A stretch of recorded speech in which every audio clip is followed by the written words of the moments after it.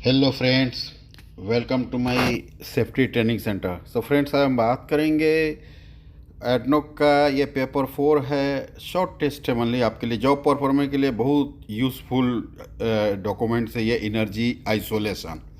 तो आपको इसमें बहुत सारी जानकारी होगी और हर आदमी को जानना चाहिए कि आइदर मैकेनिकल हो चाहे इलेक्ट्रिकल हो, एनर्जी आइसोलेशन हमें करना है। कोई भी ऑयल एंड गैस में हम काम करते हैं तो हम लेट्स स्टार्ट, हम क्वेश्चन और आंसर स्टार्ट करते हैं। सबसे पहले ये जान लीजिए कि WMS का मतलब क्या होता है।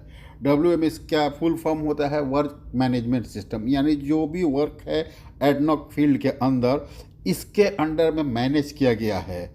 तो जो मैनेज किया गया है उसके हिसाब से ही हमें काम करना है, क्योंकि एडनॉक के अंदर जो उनकी पॉलिसी है भी ब्रिटिश स्टैंडर्ड है, और वो पॉलिसी उन्होंने रखा है अपने आदमियों को बचाने के लिए ताकि कोई भी एक्सीडेंट नहीं हो।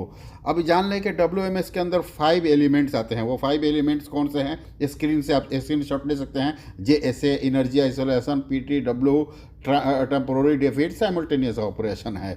तो आज हमारा टॉपिक है, आप देख सकते हैं, एनर्जी आइसोलेशन।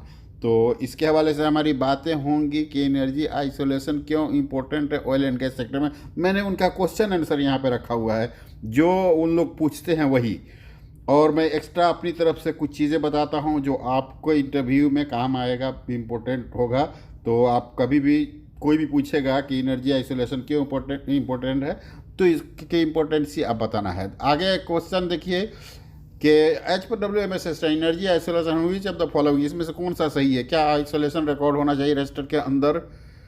क्या ये लोटो स्टैंडर्ड जो है उसको हमें फॉलो करना है कंपनी के हिसाब से, या एक्सटेंडेड पीरियड अगर करना है तो हमको रिव्यू करना है जो इंटीग्रिटी लेवल है? यस, बिल्कुल, ये सब इसमें से जो टोटल है वो सब सही है। आगे अभी देखिए, हम कभी भी काम करेंगे तो हमें कभी भी कम्युनिकेशन कंट्रोल रूम के अंदर से रखना है। कोई भी उसमें चेंज है जो माइनर, हमें कंट्रोल रूम को इन्फॉर्म करना है। अगला क्वेश्चन आपके सामने है कि to conduct a sanction to test which of the following. इसके ऊपर मैंने एक अच्छी वीडियो बनाई हुई है, आप उसको देख सकते हैं, उसके अंदर डिटेल्स है। लेकिन इसमें देख लीजिए कि all existing permit shall be suspended, yes. Approval shall be required for area authority, yes.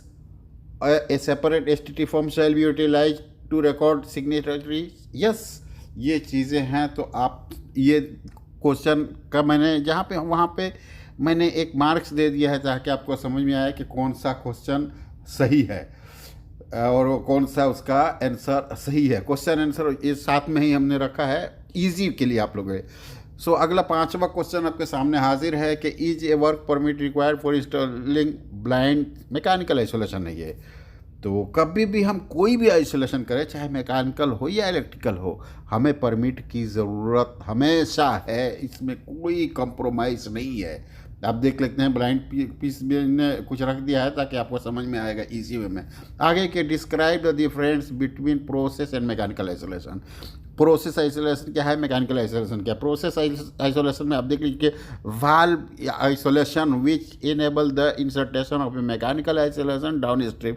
यहाँ पे मैंने पिक्चर भी दिया हुआ है, इस पिक्चर से आपको क्लियर समझ में आ जाएगा प्रोसेस आइसोलेशन और मैकेनिकल आइसोलेशन।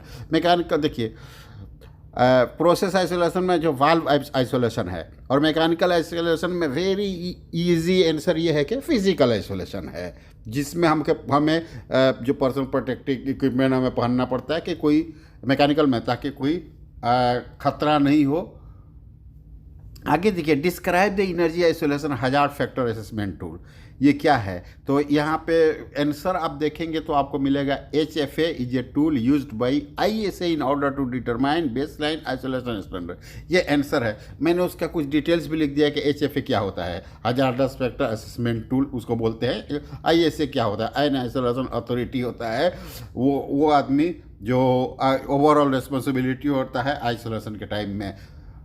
आगे देखिए, 8वां question, what is minimum isolation standard can not be met for a specific work activity. A FRS should be conducted in order to reduce risk to alarm. देखिए, ये answer पे मैंने लिख दिया है कि ये चीज़ चाहिए हमें कि formal risk assessment. Formal risk assessment का एक फॉर्म होता है अगर आपको किसी ने देखा नहीं होगा तो मैं उसको दिखाऊंगा, क्योंकि यहाँ डिस्प्ले नहीं कर सकता, बहुत सारी चीज़ें रिस्ट्रिक्शन है। लेकिन मैंने आपको बता दिया कि फॉर्मल रिस्क असेसमेंट एडनॉक में चाहिए इस काम के लिए। आगे आप देखिए कि the electrical energy isolation certificate will specify low voltage, बिल्कुल लो और हाई वोल्टेज हमें कौन सी जगह पे इसको यूज़ करना है, क्लियर उसके अंदर मेंशन करना है, स्पेसिफाई करना है कि इन जगहों पे हमें यूज़ करना है। हाई वोल्टेज है, लो वोल्टेज है, मीडियम वोल्टेज है। तो उससे क्या होगा कि हमें जो भी हमारे साथ काम करने वाले लोग हैं उनको इस बात की समझ हो जाएगी।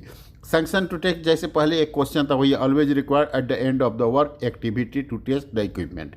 काम ख़त्म होने के बाद हमें इसको सैंक्शन टू टेस्ट हम देखते हैं। उसमें क्या होता है कि हम आइडेंटिफाई करते हैं कि एडवांस में इसके बाद स्कोप ऑफ वर्क जो एक्टिविटी है उसमें क्या हुआ है, कौन सी चेंजेज है। The STT isolation point shall be recorded और द STT अप्रूवल फॉर्म होता है। उस फॉर्म को अगर आप पढ़ेंगे तो उसके अंदर बहुत सारी चेक लिस्ट जैसा है, तो आपको सारी बातें समझ में आ जाएंगी। तो फ्रेंड्स, मैं चाहता हूं कि आप लोग इसको स्क्रीनशॉट लें, सीखें, और जो कुछ भी मुझसे हेल्प चाहिए आप कमेंट सेक्शन में लिखें। इंशाल्लाह I will try to do my best, क्योंकि मुझे हेल्प करने में अच्छा लगता है, क्योंकि मुझे भी किसी ने हेल्प किया है तो मैं यहाँ तक पहुँचा हूँ। तो मैं चाहता हूँ कि मुझसे जो हो सकता है मैं आप लोगों के साथ करूँ। तो याद रखना है, ये चीज़ें बहुत इंपॉर्टेंट है। Okay, thank you very much friends.